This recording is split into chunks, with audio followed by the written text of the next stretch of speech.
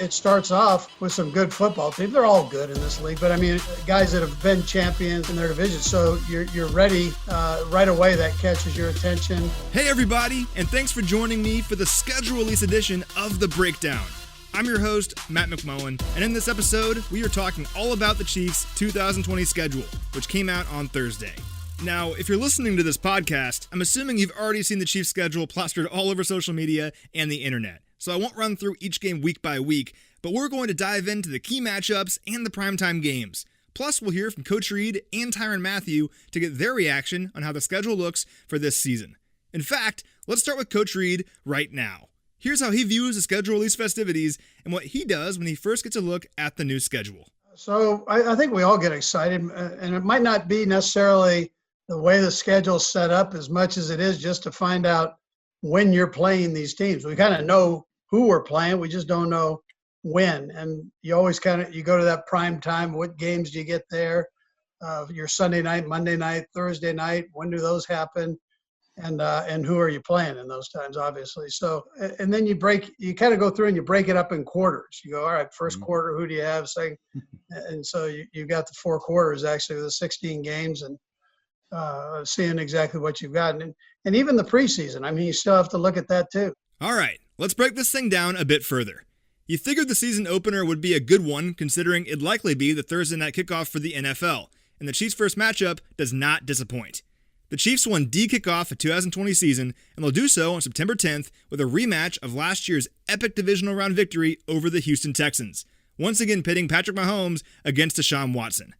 Mahomes, Watson, and Lamar Jackson are likely the faces of the AFC for the next decade. So what better way to kick off the year than to have 2 of those guys go head-to-head in a rematch of last year's playoff action. The Texans have undergone some serious changes this offseason, notably their decision to trade away all-pro receiver DeAndre Hopkins and acquire tailback David Johnson and receiver Brandon Cooks. The Chiefs, meanwhile, bring back mostly the same team that mounted the 4th largest comeback in NFL history last year. It was also the first time in NFL history that a team trailed by 24 points in the first half, only to come back and erase that deficit before halftime. The game was legendary, so this one makes a lot of sense, and it's a great way to kick off the year. It also kicks off an opening month that includes 3 contests against teams that won their division in 2019.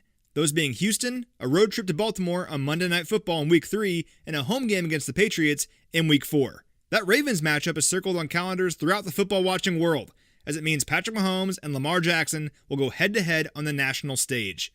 Jackson is the reigning league MVP after leading Baltimore to a 14-2 season a year ago. But get this, the Ravens have lost just 3 regular season games since Jackson became their starting quarterback midway through the 2018 season, and the Chiefs are responsible for 2 of those losses. They'll look to keep that streak going with the nation watching. Then you have New England back at Arrowhead, which will be an interesting one because for the first time in forever, Tom Brady won't be on the other sideline. I think everyone is curious how the Patriots will look this season without Brady, but as long as Bill Belichick is calling the shots, I think it's fair to say New England will be competitive no matter who trots out there as their quarterback. One interesting note on this game, it'll pit the 2 winningest teams in the NFL since 2014 against one another. This has become a pretty good rivalry over the years, and even without Brady, it should be a fun one at Arrowhead. That's a tough stretch to begin the year, and if the Chiefs want to defend their Super Bowl title, it'll be imperative they start fast and get through that first quarter of the season feeling pretty good.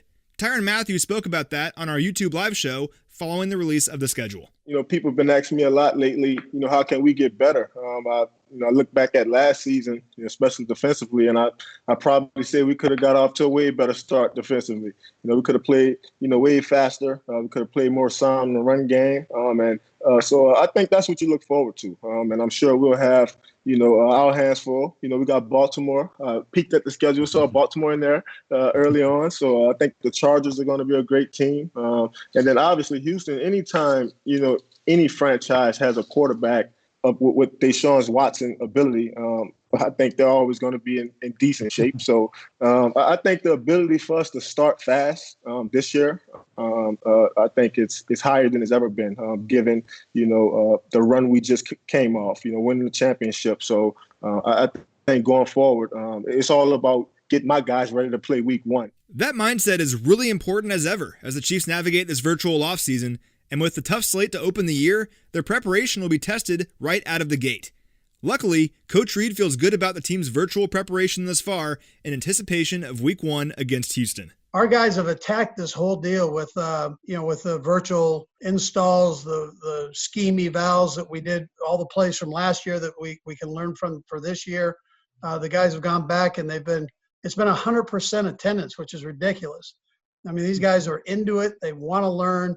And then we get to add the rookies in this thing as we go here. So on the next go round, which is also exciting. We did have a 3-day virtual rookie mini camp where we could also do some installs with them and get them caught up sort of on where they need to be. Something else that jumps out right away when you look at the schedule are the number of primetime games. The Chiefs will play on Sunday Night Football twice, Thursday Night Football twice, and Monday Night Football once, which makes for a grand total of 5 primetime evening matchups.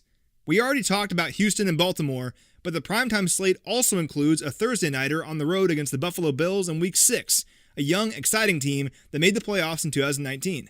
There's also a pair of divisional matchups too, beginning with the Chiefs' first ever trip to Las Vegas in Week 11 on Sunday Night Football, and another Sunday nighter back at Arrowhead in Week 13 against the Broncos. The Chiefs have won 4 straight division titles and are 30-6 against the AFC West since 2014.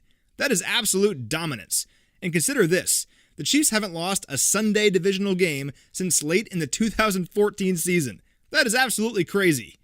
The AFC West is loaded up, though, with some really strong, young talent, and you know they're tired of hearing those stats. But on the other hand, the Chiefs have Patrick Mahomes and are the reigning Super Bowl champs. So I expect those games to be some pretty good ones. That's it for the evening primetime games, but it's also worth mentioning that the Chiefs are scheduled to appear in 5 additional afternoon primetime slots at 3:25 Central Time. That means in 10 of 16 games this season, the Chiefs will be playing in front of at least a partial national audience. The Chiefs are the best team in the NFL, and the television stations know it. One of those late afternoon games is the Chiefs' Week 12 meeting with the new-look Tampa Bay Buccaneers, who signed Tom Brady and traded for the previously retired Rob Gronkowski. They're the team of the offseason, it seems, and understandably so. They already had a lot of impressive pieces in place, guys like Chris Godwin and Mike Evans, making them a real team to watch this season.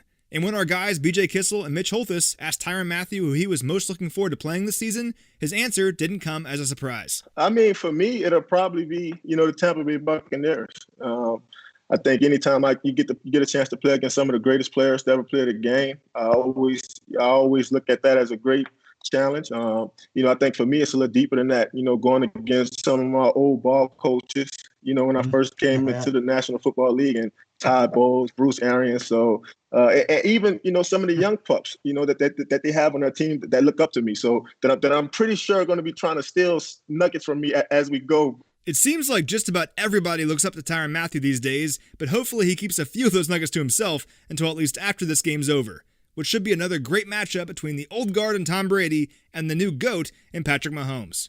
It's kind of a similar deal with the Chiefs' Week 15 matchup against the New Orleans Saints, as Kansas City travels to the Superdome for the first time since 2012 to face Drew Brees and the Saints' high-powered offense. That'll be a special one for Mathieu in particular, a proud New Orleans native who hasn't played there since 2013. It's always special. I can remember my first time, playing down there, as a rookie. The Saints beat us up pretty bad, but I was able to get my first career interception in the Superdome. So I think anytime I get a chance to go home, play against people that have really watched me growing up, since I was a little kid, a knucklehead in some senses, it's always refreshing for me. And then also to play against guys that are representing my community well, Drew Brees and Michael Thomas and guys that I know, when I'm not in New Orleans, these guys are the leaders. They're giving the young kids that look up to me hope. So I always enjoy competing against those guys. I always take great pride in it. And I'm looking forward to us,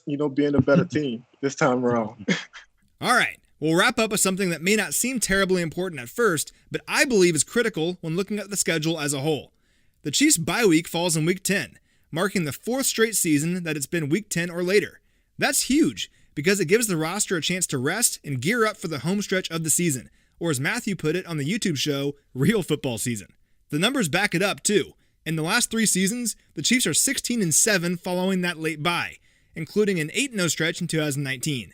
It helps, and the Chiefs are fortunate to have another late bye this year. There's a lot to like about this schedule, from those primetime games to some awesome storylines. which is what makes schedule release night so much fun. That's all for this one, everybody. Thanks so much for listening, and be sure to stay tuned to all of our content on Chiefs social media, YouTube, and the website as we keep bringing you closer to this team throughout the offseason. Until next time, this is Matt McMullen signing off.